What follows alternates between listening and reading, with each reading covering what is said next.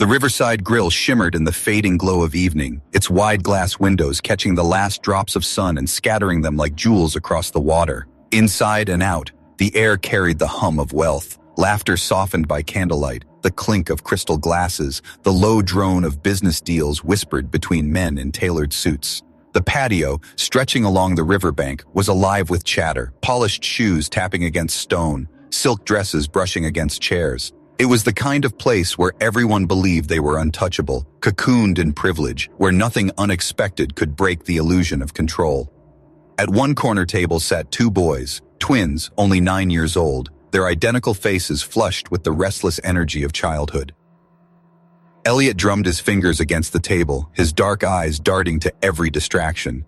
The flickering flame of a lantern, the swing of a waiter's tray, the way shadows danced on the rippling water. Beside him, Evan tugged at his napkin, folding it into clumsy shapes before crumpling it again with a sigh. Their father sat stiff and composed, locked in conversation with a row of businessmen whose voices carried the sharp rhythm of negotiations. For him, the twins were background noise, expected to sit quietly, polished like trophies, but far too young to understand the weight of silence demanded at such tables.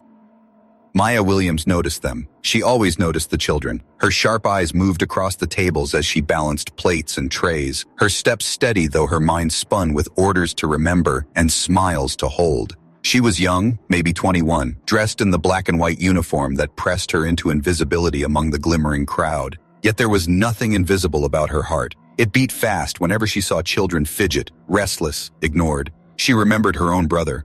At that age, the way he hated long nights when their mother worked 2 shifts, leaving them to share a dinner of bread and milk. That memory pressed itself into her gaze as she watched Elliot and Evan teeter between obedience and boredom.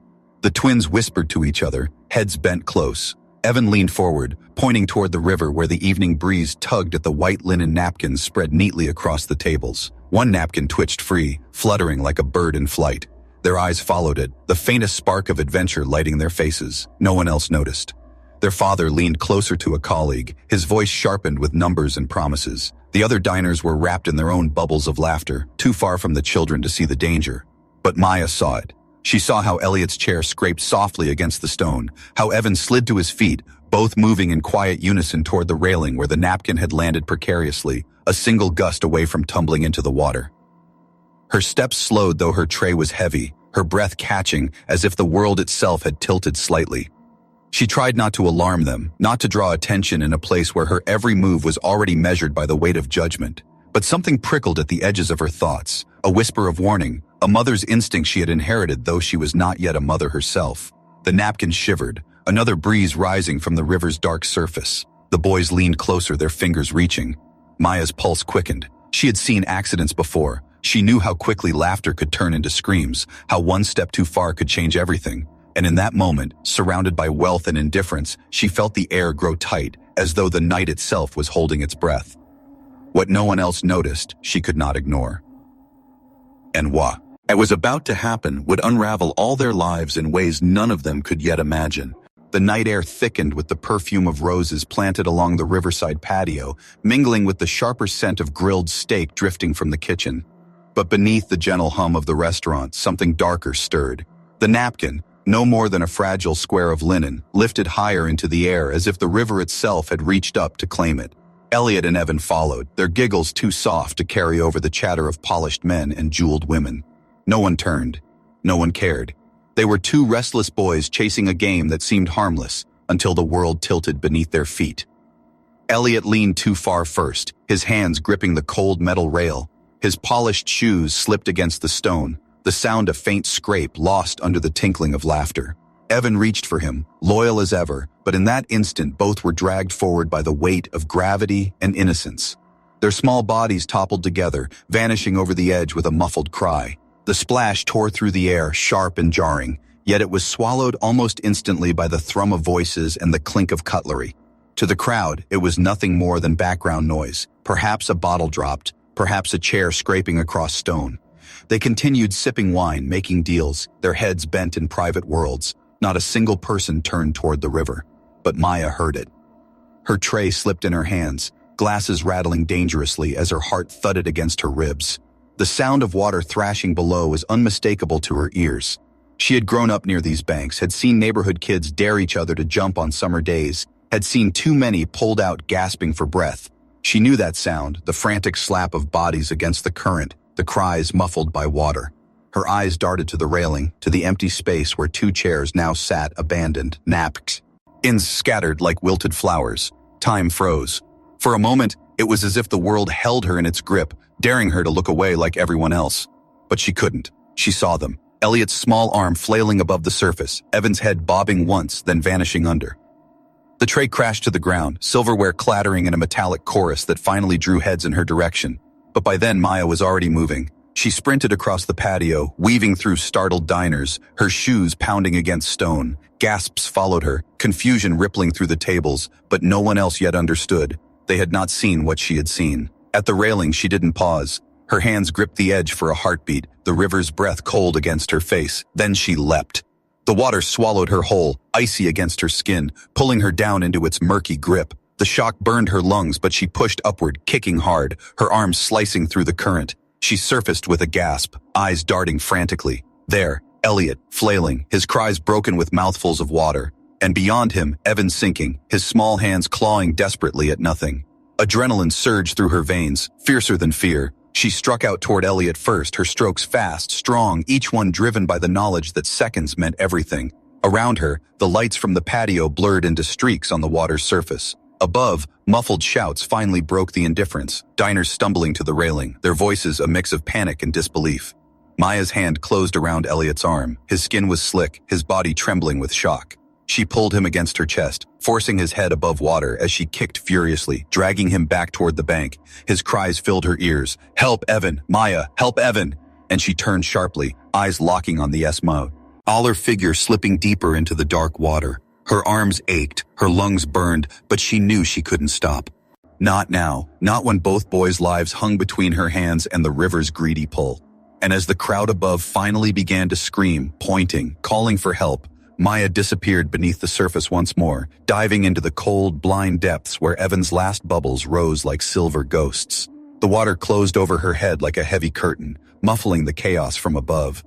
Darkness swallowed her, broken only by faint ribbons of light shimmering down through the ripples. Maya forced her eyes open against the sting, searching desperately for movement. Her lungs screamed for air, but she kicked harder, ignoring the ache in her muscles. Somewhere below, Evan was sinking, his small form limp, his hands outstretched as if reaching for something that wasn't there. She surged downward, her fingers clawing through the cold. For one terrifying second, she saw nothing but the endless black of the river. Panic pressed against her chest, whispering that she was already too late. But then, there. A pale arm flickered in the gloom, drifting toward the riverbed like a piece of cloth. Maya thrust herself forward, her hand snapping around his wrist just as his body began to turn, his face pale and eyes shut. She kicked hard, her legs burning, dragging both Evan and herself back toward the surface. The weight of the boy and her own exhaustion pulled her down, but rage, pure and desperate, fueled her strokes. She would not let him go, not after she had come this far, not while Elliot's voice still echoed from above, screaming her name. The world exploded in sound when she broke the surface. Gasping, she pulled Evan's face above the water, her other arm wrapped tight around his chest. Elliot clung to the railing now, his voice hoarse as he shouted, "She has him! Daddy, she has him!" Dozens of faces leaned over the rail, eyes wide, their polished calm shattered by the sight of a Waitress battling the river for two boys no one else had noticed. Maya coughed, spitting out water, her arms trembling as she tried to keep both boys afloat. Evan was frighteningly still, his lips tinged blue. She pressed him against her shoulder, her chin lifting his head above the surface. "Breathe," she gasped, her own chest burning. "Stay with me, baby. Just breathe." The river fought her every stroke, tugging at their weight with cruel insistence. She pushed forward anyway, inch by inch, her eyes locked on the stone ledge where hands were now reaching down, finally realizing the danger. Elliot's small face streaked with tears, his fingers gripping the rail as though he might leap in after her. "Hold on," someone shouted. A rope was being thrown, too short, too late. But Maya wasn't waiting for help. Every ounce of strength left in her body surged into one last push. Her arms screamed, her back arched, and she slammed her legs against the water, propelling them toward the edge. She felt stone scrape her knuckles as she reached out, catching the ledge with raw fingers. Strong hands closed around her arm instantly, others grabbing the boys, pulling them up. Maya shoved Evan upward first, grunting with the effort, her body nearly slipping beneath the surface as she forced him into the arms above. Elliot screamed his brother's name as strangers laid Evan on the ground, shaking, coughing, a fragile spark of life fluttering back into him. Maya clung to the ledge, gasping, her chest heaving as cold water streamed from her hair and uniform. Finally, the hands returned for her, dragging her up onto the stone. She collapsed on the patio floor, every muscle trembling, her palms scraped raw, her uniform clinging like a second skin. Silence fell for a moment, broken only by Evan's ragged coughs and Elliot's sobs of relief. Around them, the wealthy diners who had once ignored the twins' absence now stood frozen in disbelief. Glasses of wine still in hand, their world of comfort suddenly pierced by the raw terror of what almost was. And then, like a blade cutting through the stillness, came a voice, sharp, furious, trembling with barely restrained rage. "Maya, what have you done?" She turned, her breath catching as she met the pale, thunderous face of Edward Langford. His eyes, blazing with suspicion and fear, locked on hers, not with gratitude, but with accusation. And in that instant, Maya realized the real storm had only just begun. The patio should have erupted with gratitude. Applause, embraces, tears, any of those would have made sense after what had just happened. But instead, the moment turned brittle, sharp as glass. Edward Langford stepped forward, his polished shoes striking the stone like hammer blows. His face was drained of color yet twisted in fury, his jaw clenched so tight it seemed carved from stone. All eyes shifted toward him, the murmurs of shock quieting under the weight of his thunder. Maya, still on her knees, water dripping from her hair and clinging to her uniform, looked up just in time to see his shadow fall across her. For a heartbeat, she thought, perhaps he was going to kneel too to thank her, to gather his sons close and acknowledge what had been saved. But the fire in his eyes told another story. "What were you thinking?" His voice cracked like a whip, cutting through the stunned silence of the patio. "Are you trying to kill my children?" The words hit harder than the river had. Maya's lips parted, her lungs still dragging in air after the fight against the current, but no sound came at first. Around them, diners exchanged uneasy glances, some gasping outright, others frozen in disbelief.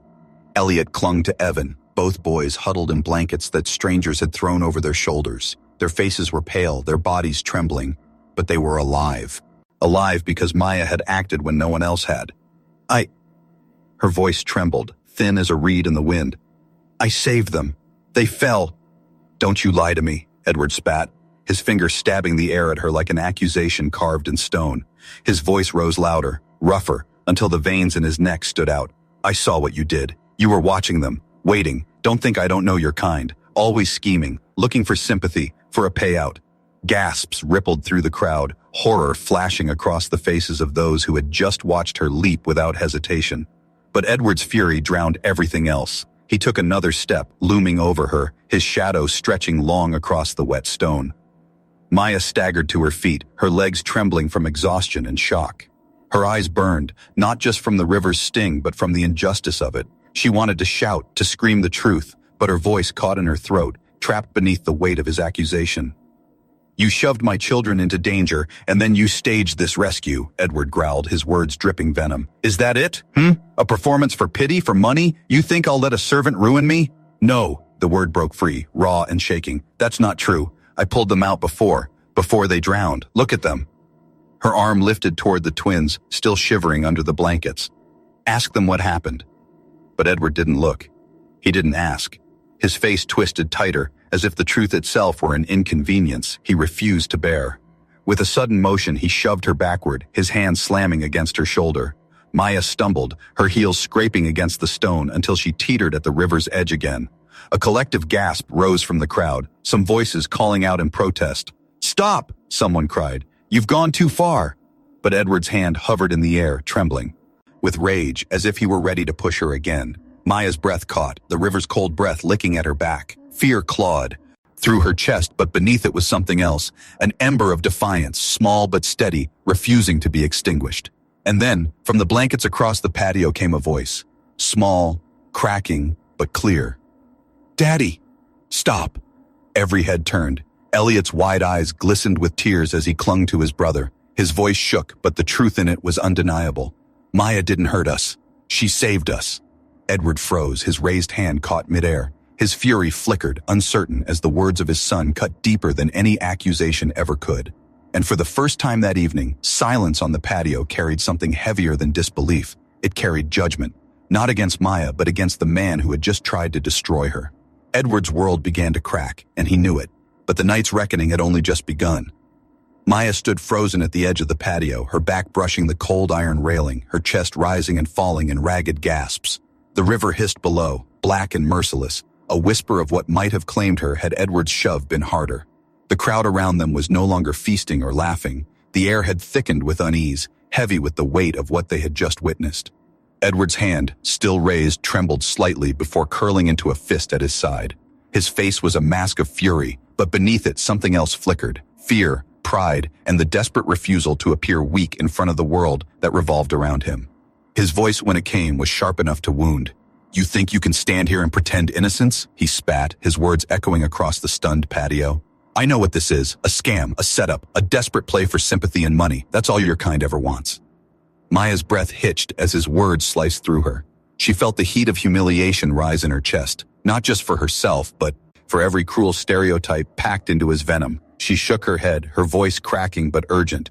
"That's not true. I don't want anything from you. I only wanted to save your children."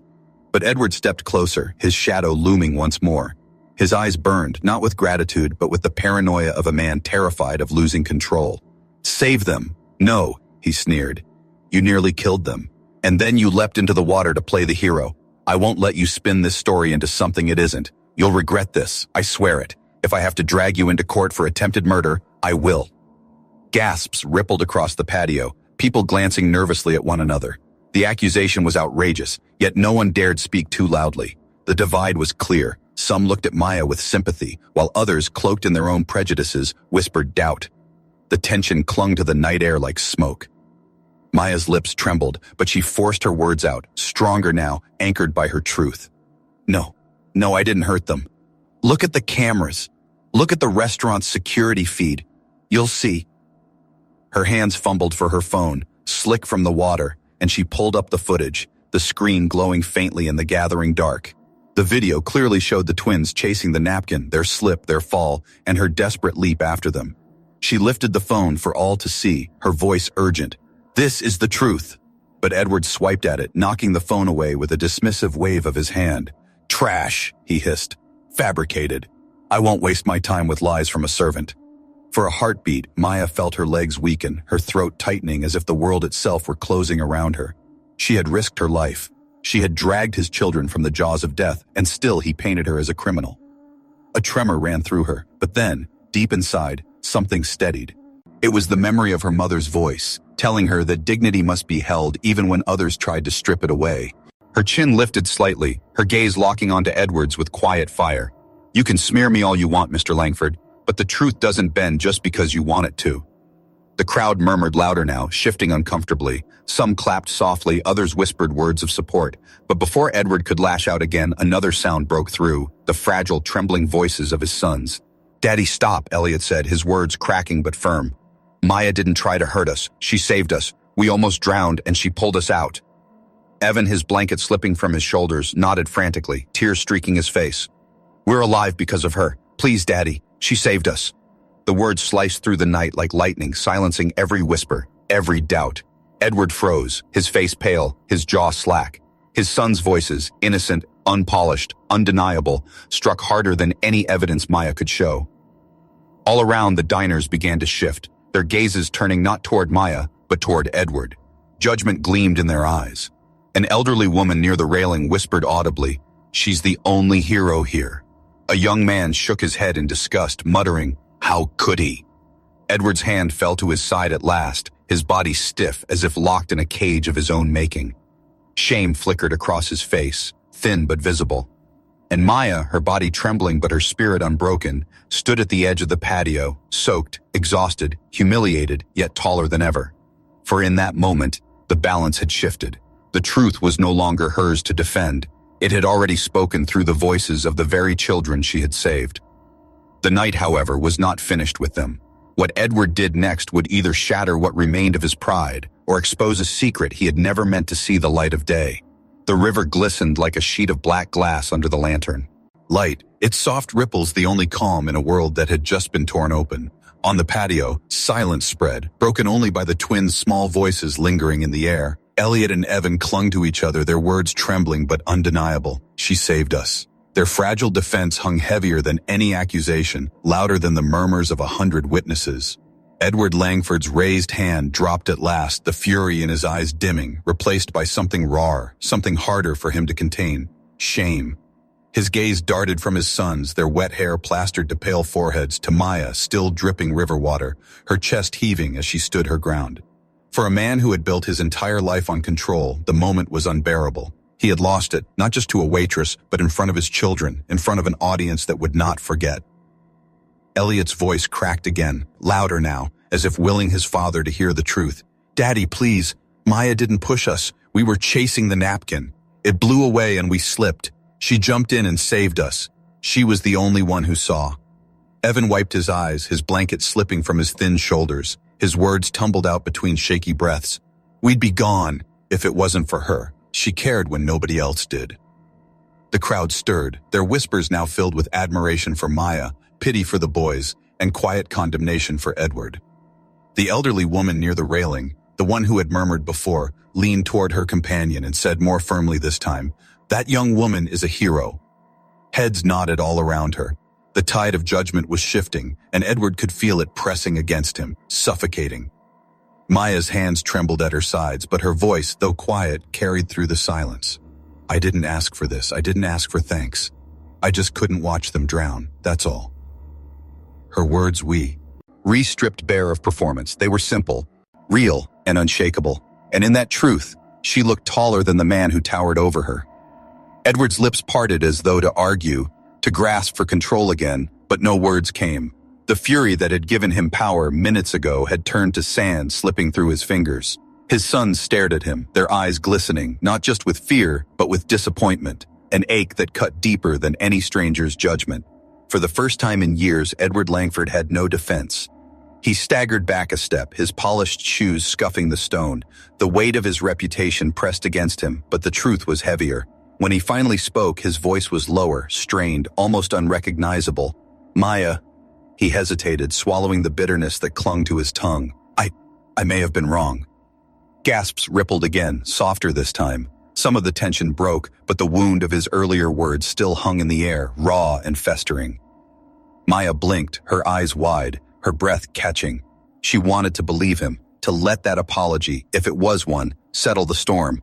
But she had lived long enough to know words could be empty, especially from men like Edward Langford. Before she could answer, Elliot tugged on his father's sleeve, his small voice pleading, "Say it right, Daddy. She deserves it." Evan nodded, his fragile face set with surprising resolve. "She saved us. Tell her you're sorry."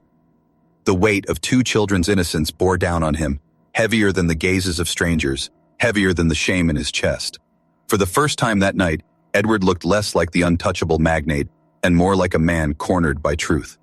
He exhaled slowly, his eyes shifting back to Maya. I shouldn't have accused you. You risked your life for them." His words cracked, uneven, yet for a man like Edward, each syllable cost him more than he was willing to admit. Around these the crowd loosened, the air no longer so suffocating. A few people clapped softly, others nodded with relief. The storm, it seemed, had broken. But beneath the surface of Edward's apology, something else stirred. His face still held a shadow, a secret buried too deep for even his sons to see. And though Maya accepted his words with a silent nod, her heart warned her. This wasn't over, not by a long stretch. The night air had cooled, the sharp edge of tension giving way to a fragile calm. The patio's lanterns flickered softly, their golden light bending against the water below, but the glow felt fragile, as if one gust of wind could snuff it out. The crowd had begun to disperse, diners retreating to their tables with hushed voices, some shaking their heads, others stealing glances at Maya as though she had transformed from invisible servant to someone they could no longer ignore.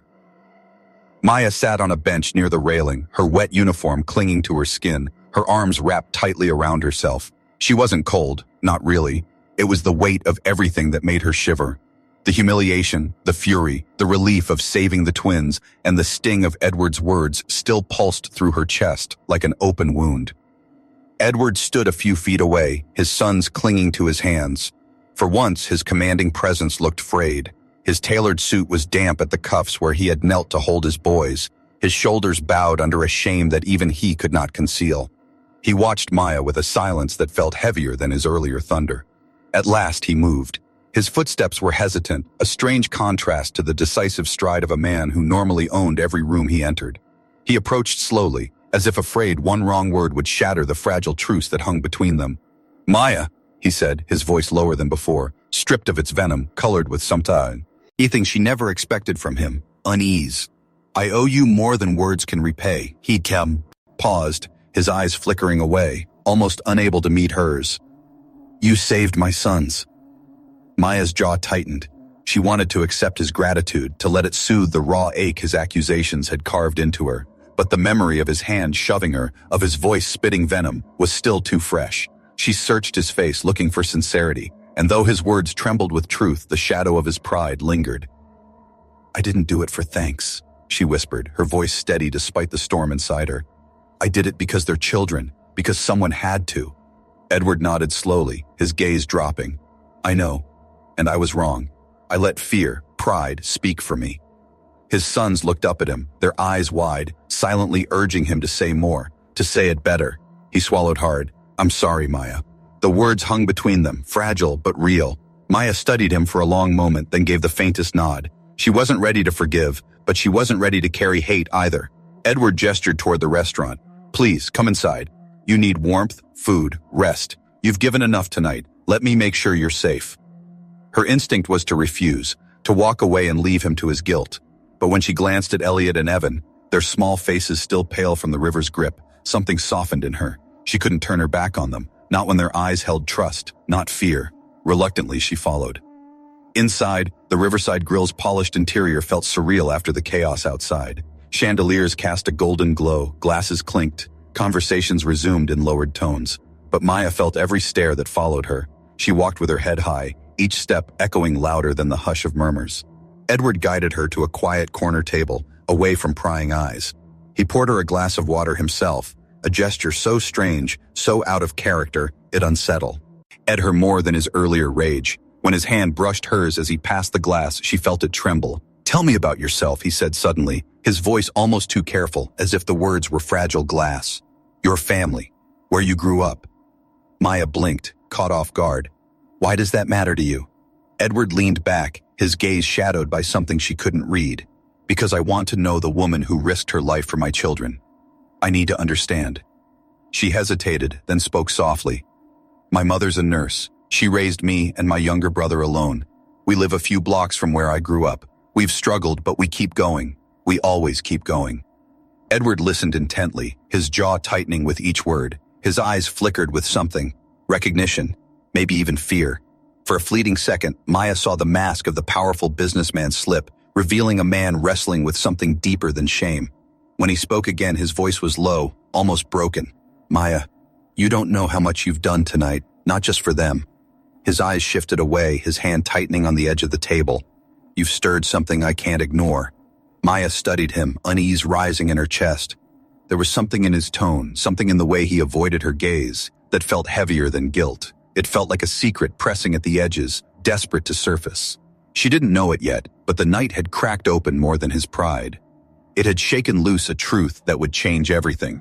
Morning broke with a sky painted in strokes of soft amber and pale blue, but the city's rhythm carried something sharper, something restless. News had already begun to ripple through social media and television screens. Waitress saves twin boys from river. Clips from the restaurant's security cameras, shared first by a shocked diner, spread like wildfire. Strangers who hadn't even been at the Riverside Grill spoke her name now, praising her courage, calling her a hero.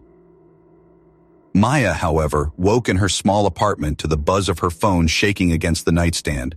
Dozens of messages lit the screen, some from neighbors, some from coworkers, some from numbers she didn't even recognize. All of them echoed the same refrain. "We're proud of you. We saw what you did. The world needs more people like you." Her throat tightened as she scrolled. She hadn't asked for this attention. She hadn't leapt into the river for cameras or applause. She had done it because 2 children had been drowning, and she couldn't look away. Yet fame had found her, pressing itself into every corner of her life whether she wanted it or not. At the waterfront grill, where she had worked quietly for years, the atmosphere was unrecognizable. Customers who once brushed past her without a glance now smiled, stopped her to thank her, or whispered her name as though repeating it might tether them to something noble. Colleagues, too, watched her differently, some with genuine warmth, others with envy or skepticism, as though her courage had somehow set a bar they weren't prepared to meet. By noon, reporters were circling outside the restaurant, cameras flashing, microphones thrust forward. "Maya, can you tell us what went through your mind when you jumped? Maya, are you seeking legal action against Edward Langford?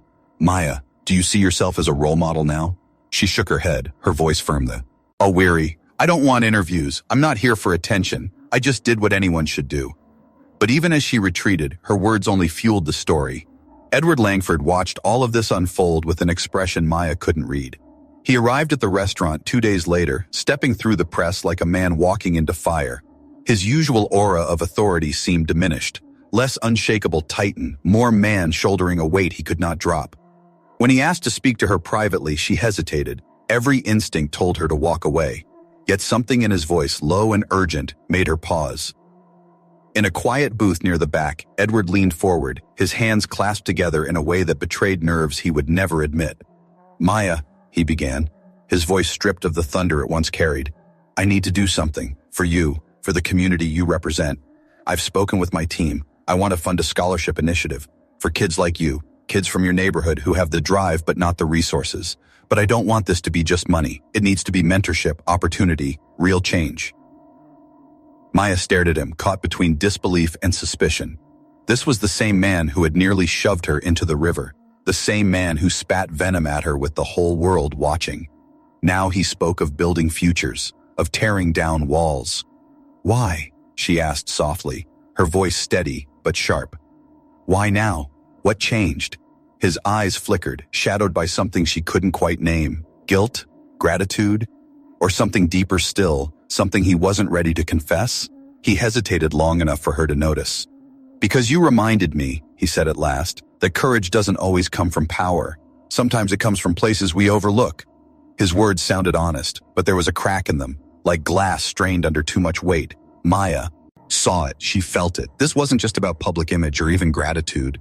There was something personal in the way he looked at her, something unsettled in the questions he asked about her family, her past, her mother. And though she accepted his offer to collaborate, because the idea of real opportunity for her community was too important to dismiss, Maya walked away from that meeting with a chill at the base of her spine. The river had nearly claimed 2 children, but it had also stirred something else to the surface, a secret in Edward Langford's eyes that was growing too heavy to hide. The city's pulse had changed. Wherever Maya went, whispers followed. At the market, on the bus, even as she walked past children playing in the park. That's her, the one who saved them.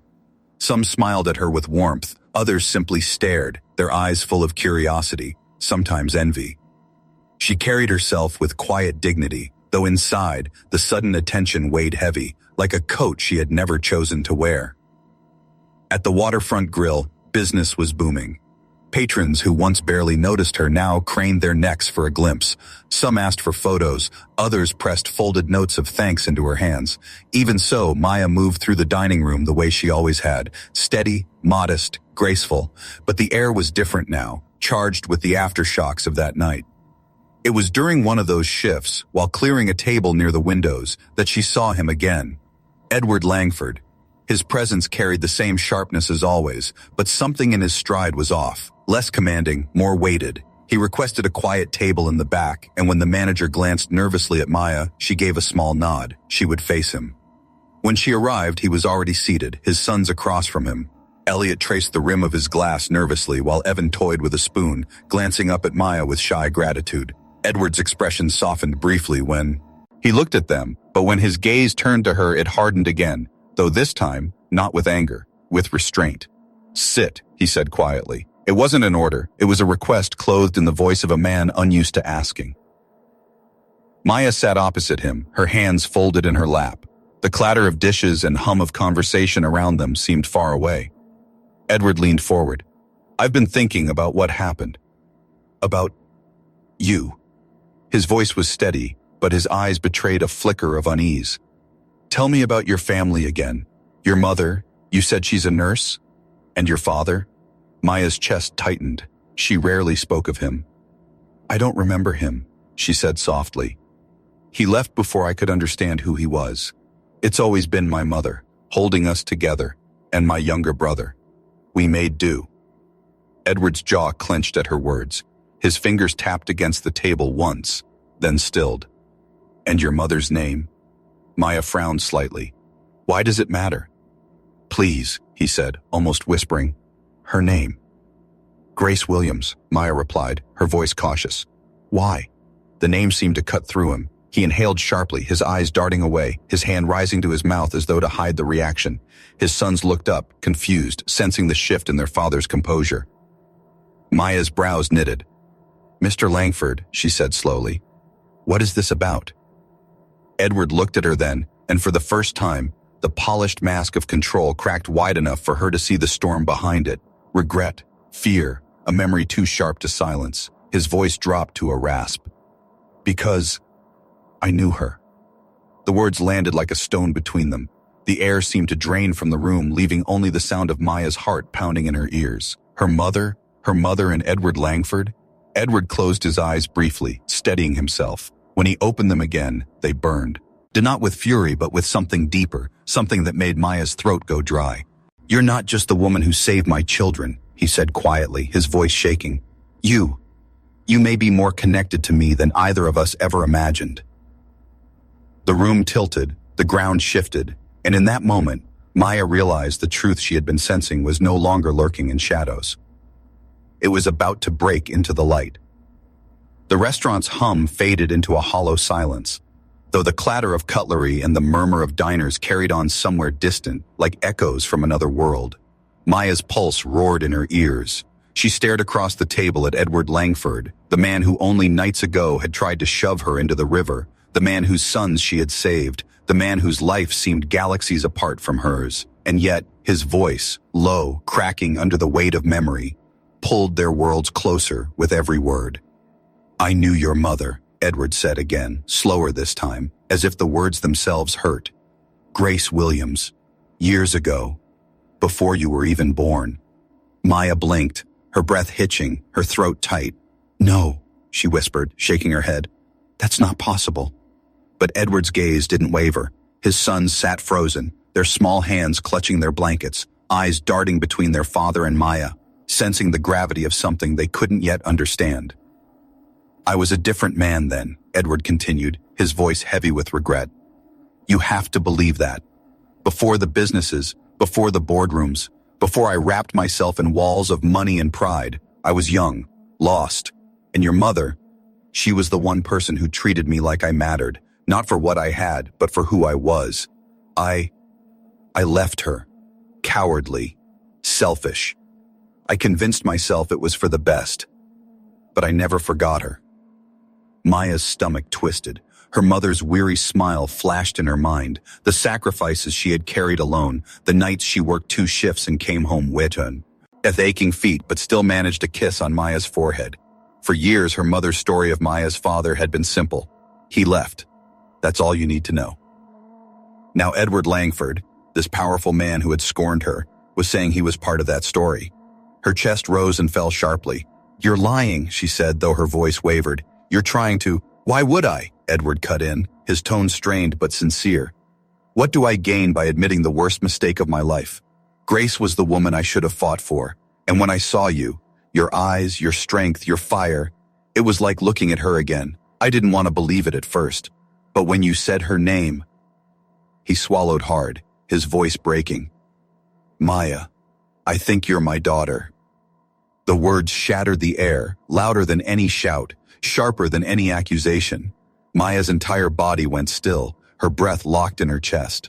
Her daughter. The boyish faces of Elliot and Evan blurred at the edges of her vision. Her mind spiraled through every memory of her mother's tears when bills piled too high, every unanswered question about the father she had never known, every empty space at school plays and birthdays. And now he was sitting in front of her, dripping with regret, with sons she had nearly died saving, with a truth he had buried for decades. Her voice trembled when it finally emerged. "You left her. You left us." Edward's face crumpled, pride splintering. "I did," he whispered. and not a day passes that I don't regret it." He leaned forward, desperation clawing through his composure. "But fate gave me another chance. You saved my boys, your brothers, you saved me, and now that I know, I can't walk away again." Maya's eyes burned with tears she refused to let fall. Rage and grief battled inside her, colliding with the faintest flicker of something she had never known before, a piece of herself filling in at last. The patio doors opened with a gust of wind, pulling the scent of the river inside, sharp and cold. It felt like the night itself reminding her of how fragile life was, how quickly everything could change. Maya stood, her chair scraping the floor. Her hands trembled, her voice caught between fury and heartbreak. "You don't get to claim me now. Not after all these years. Not after everything my mother endured alone." Edward rose too, his sons clutching his arms, fear on their faces. His eyes glistened. "I know I don't deserve it, but I'm begging you. Let me try. For you, for her, for them." The crowd, sensing history in the making, had gone still, every eye on the drenched waitress and the powerful man, stripped bare by truth. Maya's chest heaved, her heart torn between the life she had always known and the life that had just been thrust upon her. She didn't answer him, not yet. She couldn't. The truth had cracked her world wide open, and it would take more than words to mend it. But one thing was certain. Nothing about her past, her present, or her future would ever be the same again.